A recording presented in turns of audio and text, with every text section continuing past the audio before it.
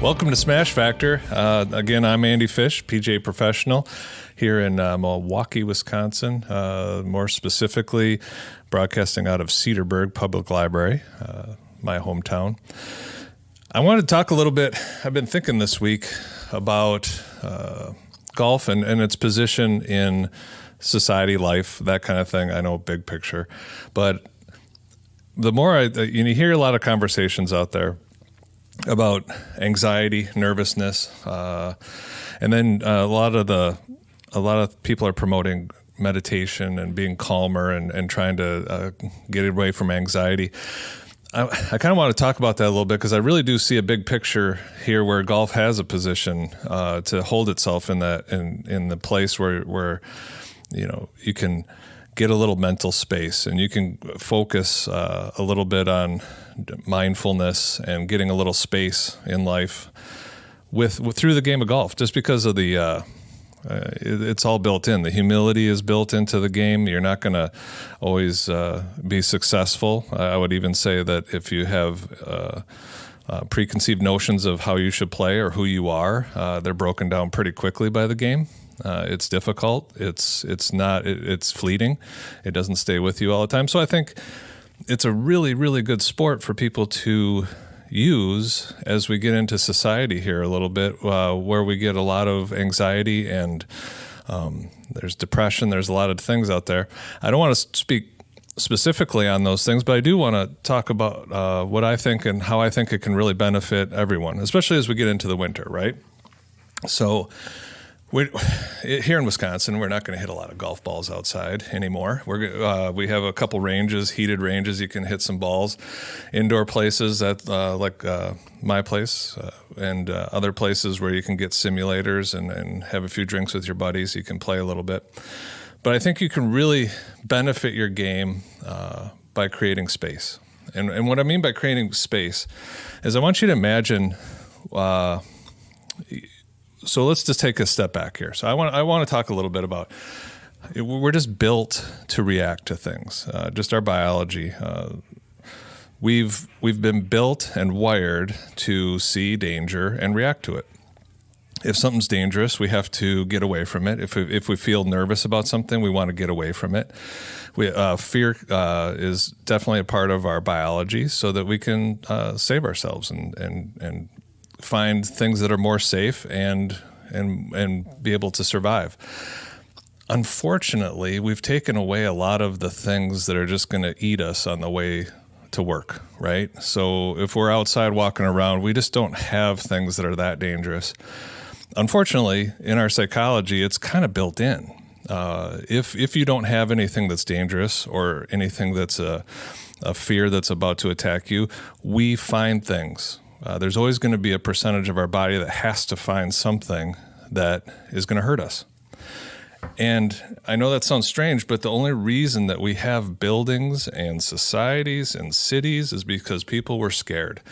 They were scared of being cold, so that we figured out how to get heating and housing, and we figured out how to get food and domesticate animals just because of our fears of the things that could hurt us. Now we're living in a society where not only have we taken care of a lot of those fears, we're actually very, very safe on a daily basis. But also, we found out that to get attention and money, we have to send a bunch of media stuff out there that says we have all these dangers. I mean, you watch the news and they say, oh, what soap is in your closet that's about to kill you? We'll come back in 30 minutes and talk about that. Well, I mean, now I'm afraid, and now I have to figure out what soap I have to get rid of. We just hear these things over and over to grab our attention and grab money from us, and our attention turns into money. So we've got these two things. We don't have a lot of things that can hurt us, and we have media. And I'm not going to be the bandwagon of social media. Social media is just magazines of today, right? Magazines go away. Now it's social media. So they have to sell. They have to get your attention. So they figure out the best way to get attention is to cause fear, anxiety, stress. These are the things that motivate you. So that's a long-winded kind of talk about. Now we are where we are. So we have things that are not... we don't really have a lot of dangers out there. but we're creating all these dangers through media that they're getting us very nervous about lots of different things. And then now we have these high stress levels. During this time, we haven't really worked on, now I shouldn't say as a society maybe, on average, we haven't worked on or put a lot of focus on mindfulness and being able to handle threats and put them in their context, right? So we have this open nerve that's just sitting there. And we, because of the way we're wired as animals, as humans, as just what's built into our DNA, we're going to react to something that's dangerous. Maybe there's some ice on the sidewalk. Okay, we're a little nervous there. We pay attention. That's a good thing, right? Somebody's in the aisle at the grocery store and they won't move. We react the same way. That's not dangerous, but we get angry. It frustrates us. We get on the road, somebody is speeding up behind us, and we get all mad that they're threatening our lives. Are they? Are they really? I think we have to start putting things into context, and to do that, we have to create space. We need just a little bit of buffer between that nerve that's automatically reactionary, that's built into our system, and we have to create some space so that we can react to that event in a kind of a more calm way, right? And that's where I think golf comes in, right?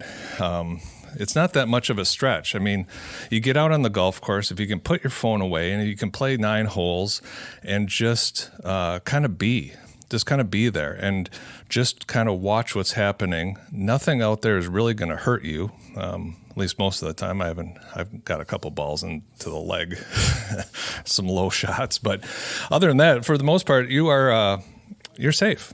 You're safe. You're in a beautiful place. You're in a park. It's sunny usually, at least when I play, and then you're probably not going to get hurt. There's not a lot of danger. So now you can watch these things that will bring you reactions, will bring you negative reactions, and just watch them, right? I'm going to take it a step further, and I think that if you're not meditating, and okay, when I talk about meditation, I don't want you to think that I'm getting in some robes and get some incense in some kind of pillow-laden room. That's not what I'm talking about. What I'm talking about is just giving your brain some space, letting it relax, letting it get away from the stress and anxiety, and then learning how to bring in thoughts and let them pass. This is the whole key. Bringing in a thought that could react. You could react to it in a dangerous way. You could think it's a fearful thing. It could be an uncomfortable thing that you just want to get away from. But instead, you can see the thought and let it go. And I think this winter, golfers, please listen. Please try this. And I know it works. It absolutely works. If you don't feel like meditation is for you and it feels like it's a lot of whatever and you just don't have the time, let's try this. 5 minutes in the morning. And you have to do this daily. I think if you do it 3 times a week or whatever, it's just not enough. You have to practice this daily to give yourself kind of the stretch and the energy to create that little space, just a little space. So when something comes at you that you can let it pass. I just want you to sit down for 5 minutes and play a couple holes of golf in your head. You're going to walk up to the tee. You're going to feel the breeze. You're going to know what club you have.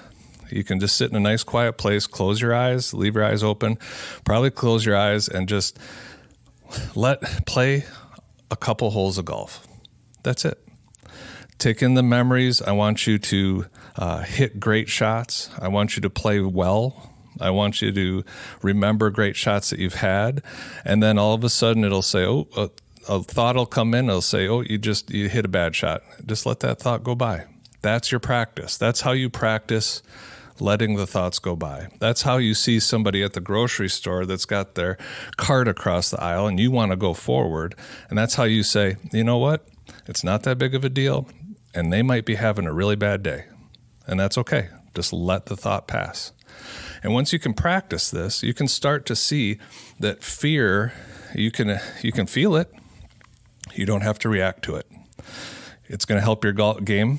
when you get back out on the golf course, hitting over water, or there's people watching, or it's a shot that you're not comfortable with, you can let that thought pass. Just let it go through. Acknowledge it. Yeah, it's there. And then just let it go. Once you start to kind of feel how that works and how you gain energy from that and how you gain a little bit of control, it just makes your whole day better. Not to mention, playing a couple holes in your head is visualization. And visualization has been proven psychologically to make you better. It's almost as good as hitting golf balls. If you go to the range and hit for an hour, or if you sit down for 20 minutes and just hit good shots in your mind, your brain doesn't know the difference. I know it's crazy. Of course, I would say mix in a little bit of both. But if you've ever hit a good shot, you can just replay it in your head over and over, and it's almost as good as hitting golf balls at the range. Believe me, this is true. The best top players in the world are using visualization just to get an edge and be able to practice a little bit more and actually get their brain into thinking and feeling that place, so that when the stress and the final couple holes in a major championship, everything's coming down to the wire and they're getting nervous, they accept the nervousness. They let it pass. They know it's part of the game. And then they go back to their visualization of, I've been here in my mind before. I've hit this shot before in my head. Your brain doesn't know the difference. So if you've already hit the shot, then you can just go up and hit the shot again. It might not be exactly what you were looking for. You might not get the perfect shot, but if you've practiced it in your head, you've practiced it. So this winter, you don't have to just hang it up. You can keep playing golf daily. A couple holes in the. I like the morning because I think your brain is just a little bit more open. It's a little sleepy. It's a little groggy right when you get up. It's a great time to just kind of create a little space. Start to just acknowledge that thoughts are thoughts. You can let them pass, and then you can go on with your day with just a little bit of space. Just create that little bit of space, and you'll get better and better. Over a month, over a couple months, by the time spring comes, you'll be able to just take a lot of different things that come at you, realize that they give you a fear or they give you an anxiety, but that you can just let that pass. Acknowledge it and let it go. So that's the same thing that'll happen when you get up in the morning, play a couple holes of golf in your head. You're going to hit the tee shot and a thought's going to come in. Oh, I got to remember that thing for work. Acknowledge it, but let it go. I have to go hit my next shot. And then take that, whatever it takes, 5 minutes, 10 minutes. Start with 5 minutes. Don't get crazy, but 10, 15 minutes would be great by the end of a couple months to really give yourself the energy and space that you need to go through your day and help your golf game. So I hope that helps. That's what I have for this week. We're just going to go with minutes, however long it takes. I'll be back. I'm going to have Kevin Cramp from Hidden Glen for our next podcast. That should be really interesting. He's doing a lot of really cool stuff with junior golf. And the members out there, he does a great job at Hidden Glen. We're going to talk to him about a lot of different things. So stay tuned, and I'm glad you took the time to listen. And if you want to stop by, I am in Mequon, Wisconsin. Andy Fish, you can go Andy Fish Golf, or you can go Forge Golf and Fitness. Both will get to my website. You can learn a little bit more and maybe even stop over at our facility for a little fun. Again, I want to thank Jeff Messerman, and I want to thank CPL Radio, and I want to thank the Cedarburg Public Library for all of this. This is really cool stuff. So if anybody's out there happens to listen to this in the area and they have something that they want to say, something they want to share, I think we're all open to getting it out on the airwaves. And I think that's something we can talk about some other time, is creativity and letting your creativity go out there. That's a big part of becoming a little bit more peaceful inside and being able to acknowledge your thoughts and grow on those. So thanks again, and have a great week. We'll see you next week on Smash Factor.